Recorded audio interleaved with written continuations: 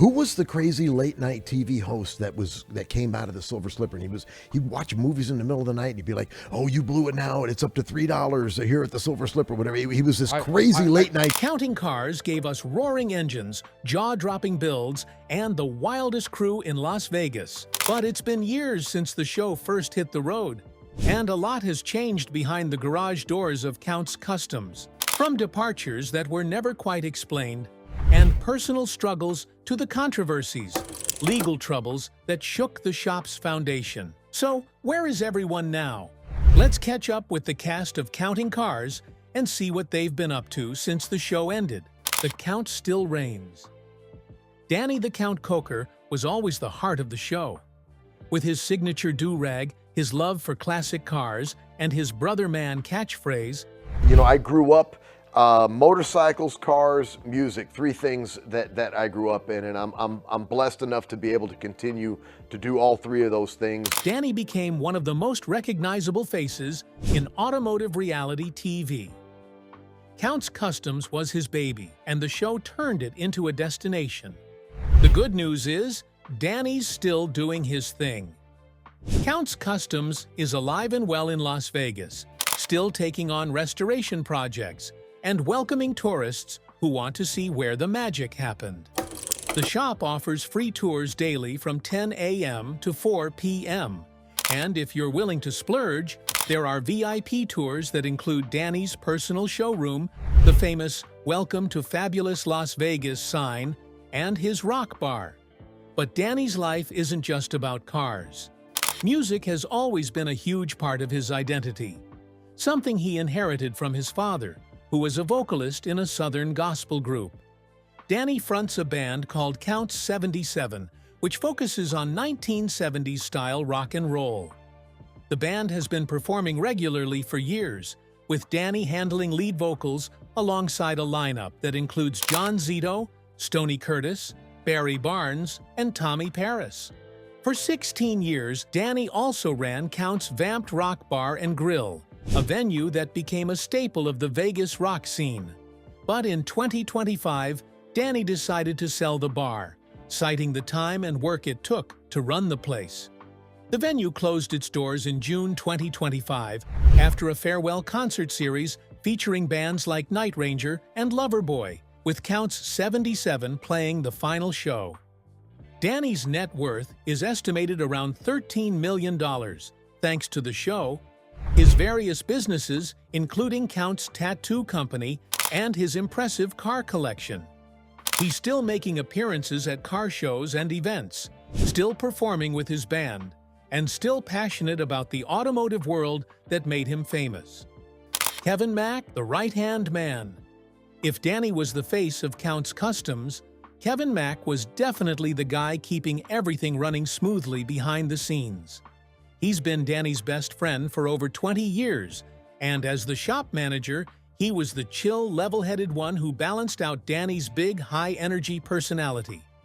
Kevin handled most of the day-to-day stuff, and usually stepped in as the voice of reason when things got a little too hectic. Then, around late 2020, fans started noticing something. Kevin wasn't showing up on the show anymore. No big announcement, no explanation, just gone. Naturally, people started wondering what happened. Did he quit? Was there drama? Something wrong? Eventually, Kevin hopped on social media and cleared the air a bit. He said he was still part of Count's Kustoms and doing just fine, just not on camera as much. He never really explained why, but a lot of people guessed it might have been due to COVID filming rules or scheduling stuff. These days, he's still around the shop, helping out behind the scenes and staying close with Danny, just not front and center like before. Kevin's always been a pretty private guy. He's married, though he's kept his wife's name out of the public eye, and has a son named Devin, who's actually a professional racer. His favorite project ever? His own 1969 Cadillac sedan DeVille. It's special to him because it's like the one his grandma had when he was a kid. He still shows up at car events here and there, and even though he's not on TV much anymore, he's still very much part of the Count's Customs crew. Horny Mike, horns and humor. Mike, Horny Mike. Henry might be the most unforgettable personality from Counting Cars. The airbrush artist was known for his signature 3D printed horns, his green everything aesthetic, his catchphrase, "Let's get horny," and his self-deprecating sense of humor. Whether he was putting horns on a motorcycle, a helmet, or pretty much anything else, Mike brought a unique energy to the shop. Mike is still very much active. He continues to work at Count's Customs and makes regular appearances at car shows and events. In 2024, he was still working on custom projects, including a long-running build of his own Corvette. In mid-2025, he got scalp micropigmentation at Count's Tattoo Company, joking about his head tattoo on social media. Beyond the shop, Mike has built a personal brand. He sells merchandise, including t-shirts, hats, and bobbleheads featuring his likeness. He also has a line of custom motorcycle helmets, all sporting his trademark 3D horns. His net worth is estimated at around $2 million. Not bad for a guy who started out airbrushing t-shirts for tourists on Fremont Street.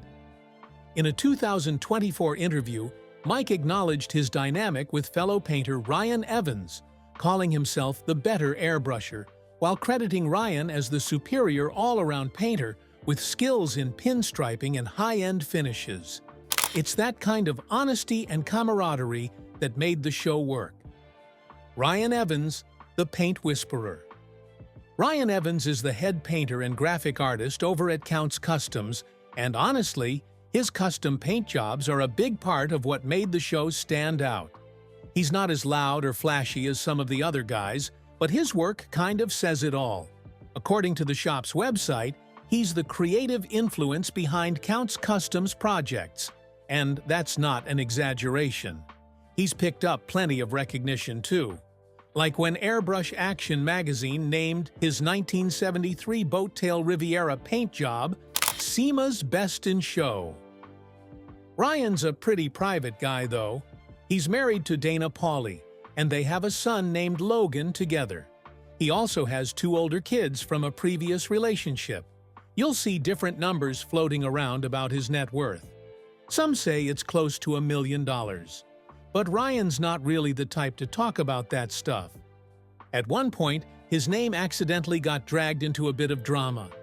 When news broke about a Count's Customs employee being caught for embezzling money, a few media outlets accidentally used Ryan's photo in their stories. Total mix-up. In 2024, Horny Mike even posted a video to set the record straight, joking that if Ryan had actually stolen anything, there's no way he'd still be working there.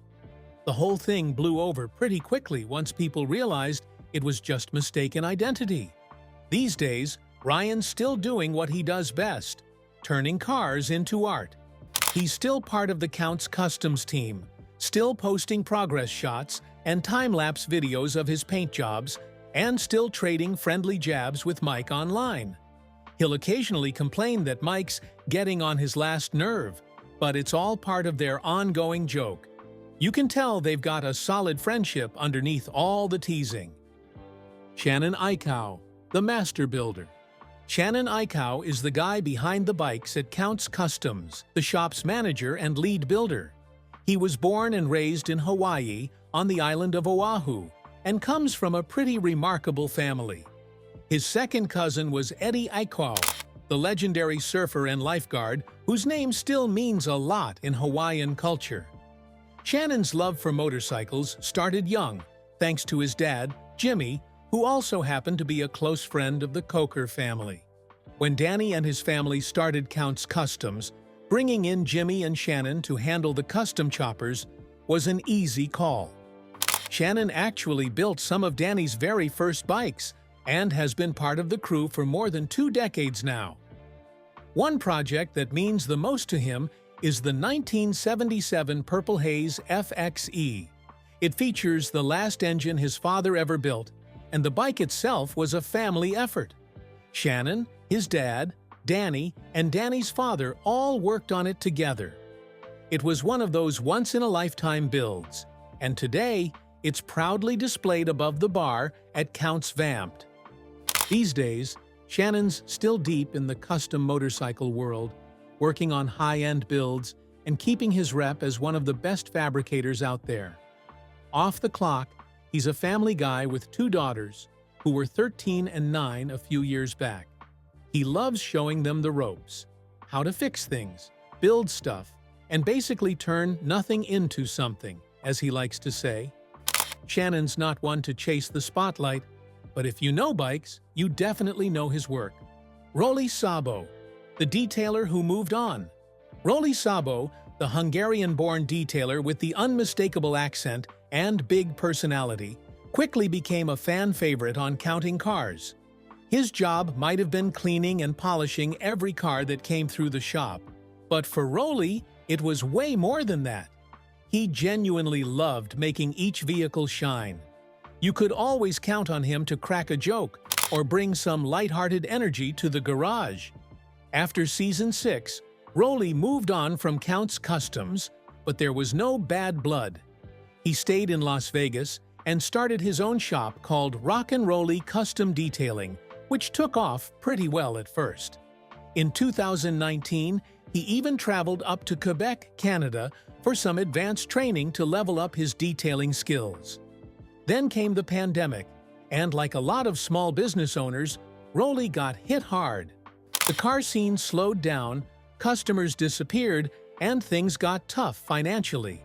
But if there's one thing Roli's known for, it's staying positive. He kept pushing forward, staying thankful for the fans and friends who supported him, and focused on rebuilding what he started. His time on Counting Cars helped him build a name for himself, and he's worked hard to keep that momentum going ever since. Scott Jones, the manager who vanished. Scott Jones might be the show's biggest mystery. As the shop manager and bookkeeper during the first 2 seasons of Counting Cars, the History Channel spin-off from Pawn Stars that premiered in 2012, Scott was a key figure in the day-to-day operations at Count's Kustoms in Las Vegas. A big, brash guy with a distinctive goatee and a larger-than-life personality, he wasn't afraid to argue with shop owner Danny the Count Coker when things didn't go his way, whether it was over project deadlines, budgets, or creative differences on custom builds. He was known for his hard-working attitude, often seen handling the financial side of the business while keeping the crew in line with his no-nonsense approach to running a high-volume restoration and customization shop that specialized in classic cars, hot rods, and motorcycles. Then, when Season 3 premiered on January 7, 2014, Scott was just gone. No farewell episode, no on-screen send-off, just a brief mention in the season premiere episode titled Electric Ride, where Danny casually notes that Scott had left the shop. Naturally, fans started speculating wildly on forums like Reddit's r/Counting Cars and the show's official History Channel message boards. Some thought he was fired for embezzlement, especially after a different employee, mechanic Kevin Mack, was later accused and cleared of similar issues in Season 6, amid a storyline involving missing funds from a charity build. Others wondered if his confrontational style, highlighted in heated exchanges during Seasons 1 and 2, such as clashes over a 1967 Chevy Camaro restoration, finally caught up with him, leading to a behind-the-scenes fallout with producers or Danny himself. The real story, though, is much simpler and far less sensational. In the Season 3 premiere, it's explicitly mentioned that Scott moved to Tennessee after his youngest son was born, prioritizing family life over the demands of reality TV. Scott had always had deep ties to Tennessee, specifically Greenville, a small town in the northeastern part of the state, with a population of around 15,000, known for its historic sites like the Andrew Johnson National Historic Site and its role in the Appalachian region. Public records and fan sleuthing on sites like Been Verified Confirm Scott's full name as Scott Jones, no relation to the shop's other employees, and link him to family in Greenville, where he grew up before moving to Las Vegas for work in the automotive industry. It appears he relocated to be closer to extended family and raise his newborn in a quieter environment, away from the 24/7 chaos of filming, which often involved 12 to 16-hour days restoring vehicles like a 1955 Chevy Bel Air or a vintage Harley-Davidson.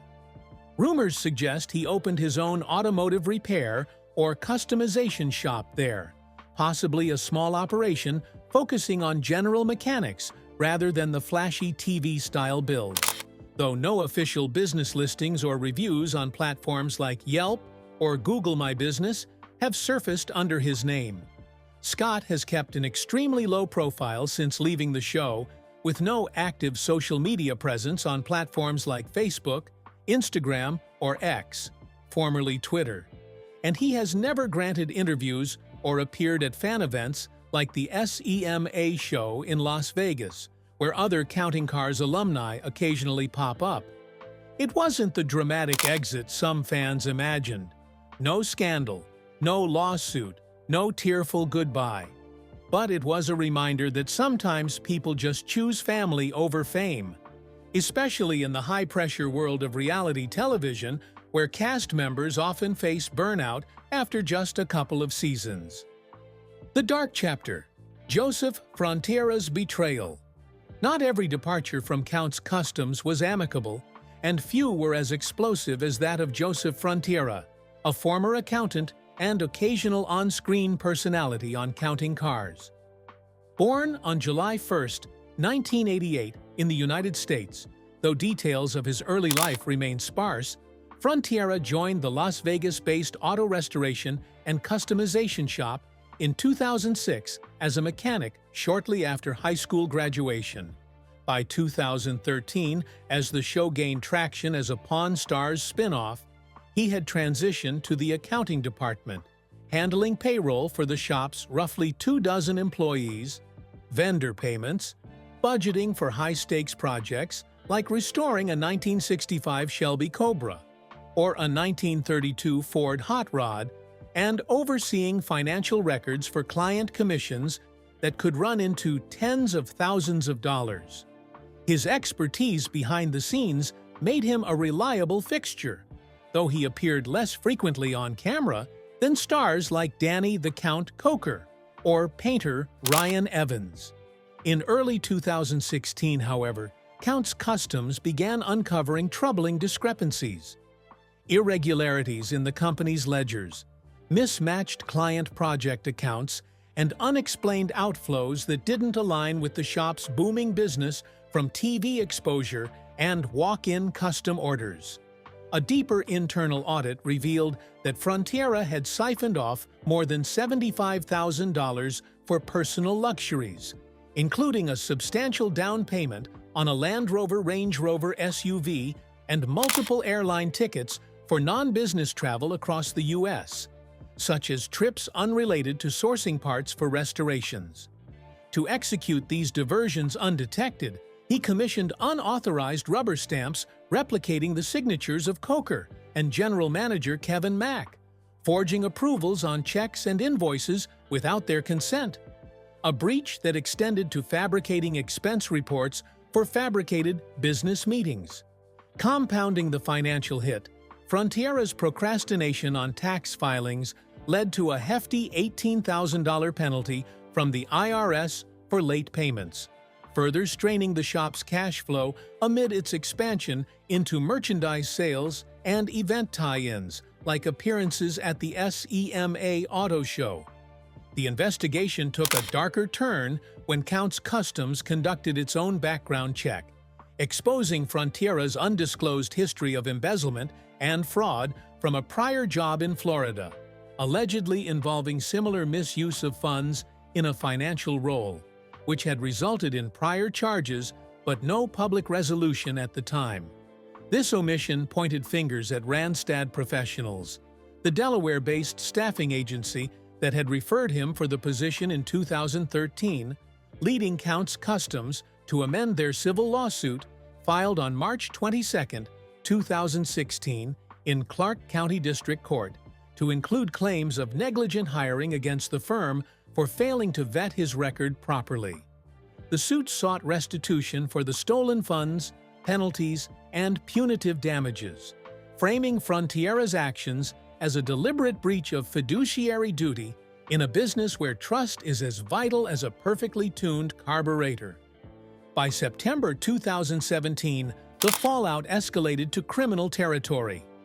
Las Vegas authorities charged Frontiera with felony theft exceeding $3,500, a Class C felony under Nevada law carrying potential penalties of 1 to 5 years in prison and fines up to $10,000, and issued an arrest warrant.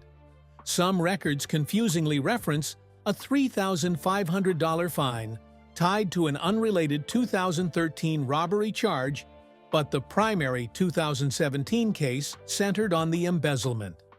The warrant went unserved after Frontiera relocated to Florida, his home state, evading immediate capture and leaving the criminal case in limbo as of the latest public updates. Frontiera's legal team fired back with a countersuit, arguing insufficient evidence and claiming the accusations lacked factual backing. But it gained little traction amid the mounting documentation from Kustoms forensic accounting. The whole situation was a massive betrayal of trust, especially in a tight-knit operation like Kustoms, where the crew often doubles as family. Coker himself has described the shop as an extension of his passion for rock and roll and hot rods, with episodes blending high-energy builds and heartfelt stories. It highlighted the risks of rapid growth in a high-profile business exposed to national audiences, where one rogue employee's actions could tarnish a decade-long brand built on authenticity. Fan reactions poured in on platforms like Reddit's r/countingcars and the History Channel's forums, with some decrying it as a scripted plot twist gone wrong, while others praised Coker's swift response as a model for accountability. As a direct result of the scandal, Frontiera was unceremoniously fired and completely erased from the show's history. His name and credits were scrubbed from the official Counting Cars IMDb page. Past episodes were quietly edited in reruns to minimize his visibility, and he was omitted from the shop's website team bios and merchandise lines. Reports even surfaced of Frontiera's alleged rudeness to customers and price gouging on shop merch, adding fuel to the narrative of a once promising talent undone by hubris. He's kept an extremely low profile since the lawsuit, with no social media activity on platforms like Instagram or X, no interviews, and no sightings at industry events. As of late 2025, his current whereabouts remain unknown. Public records hint at possible ties to Florida, addresses like Lauderdale by the Sea, but nothing confirmed, and he's reportedly single, steering clear of the spotlight that once amplified his $500,000 net worth from TV and shop earnings, now likely diminished by legal fees and repayments. The civil case appears resolved quietly in Kustoms' favor, with no further public updates on restitution. Yout, the show's legacy. As of 2025, Counting Cars isn't actively producing new episodes.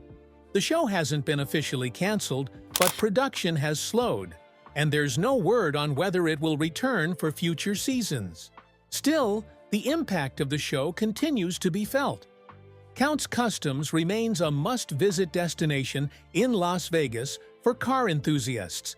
Reruns of the show continue to air on the History Channel and streaming platforms, keeping the spirit alive for fans old and new. The show inspired countless people to get interested in custom cars and motorcycles, and it helped establish Las Vegas as more than just a gambling town. It became a hub for automotive culture. The cast members have moved on in different ways. Some, like Danny, Kevin, Ryan, Shannon, and Horny Mike, are still working together at Kustoms, keeping the dream alive even without the cameras. Others, like Roli and Scott, branched out to pursue their own paths. And then there's the cautionary tale of Joseph Frontiera, a reminder that not every story has a happy ending. What made Counting Cars special wasn't just the incredible restorations or the celebrity guest appearances. It was the people. The friendships forged over decades, the creative disagreements, the shared passion for turning rusted metal into something beautiful. That chemistry can't be faked, and it's what kept fans coming back season after season. Now, if you want to see more amazing car content and deep dives into the world of custom builds, make sure to check out the other videos on this channel. There's a whole world of automotive history and culture waiting to be explored. Where things stand today. The automotive world keeps turning, and so does Count's Kustoms. The shop continues to take on projects, restore classic vehicles, and serve as a destination for fans who want to experience a piece of television history. Danny is still out there hunting for cars, still performing with his band, still living that rock and roll hot rod lifestyle that made him famous. Kevin is still the right-hand man, working behind the scenes to keep things running smoothly. Mike is still putting horns on everything and making people laugh. Ryan is still creating paint jobs that turn heads. Shannon is still building bikes that combine artistry with engineering.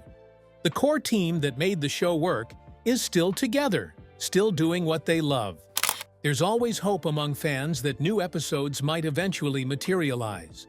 The show was never officially canceled, and stranger things have happened in the world of reality TV. But even if Counting Cars never returns, the legacy is secure. The biggest takeaway from the Counting Cars story is that passion and friendship can build something lasting. Danny and his crew didn't just create a successful TV show, they built a community. Count's Kustoms was more than a business. It was a place where people who loved cars could come together, push boundaries, and create art on wheels. Sure, there were rough patches. Scott left to be with his family. Kevin had to step back from the spotlight for a while. The Joseph Frontiera situation was a genuine betrayal that could have damaged the shop's reputation permanently. But through it all, the core of what made Count's Kustoms special remained intact. Talented people working together to turn automotive dreams into reality.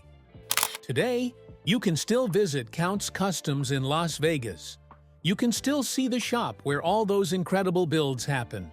You can still meet some of the cast members at car shows and events around the country.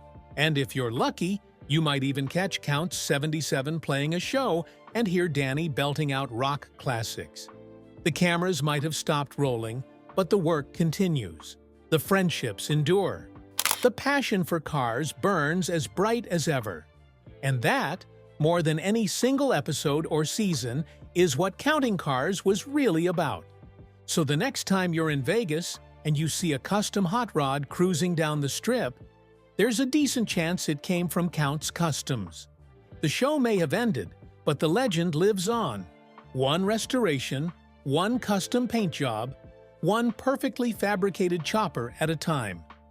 That's where the cast of Counting Cars is today. Still building, still creating, still living the dream that started in a Las Vegas shop over 2 decades ago. And honestly, that's a pretty good place to be. So, what are your thoughts? Let us know down in the comments section. Also, if you enjoyed this video, be sure to like and subscribe to our channel. Check out the next video that pops up on your screen. You never know what's next, you'll discover.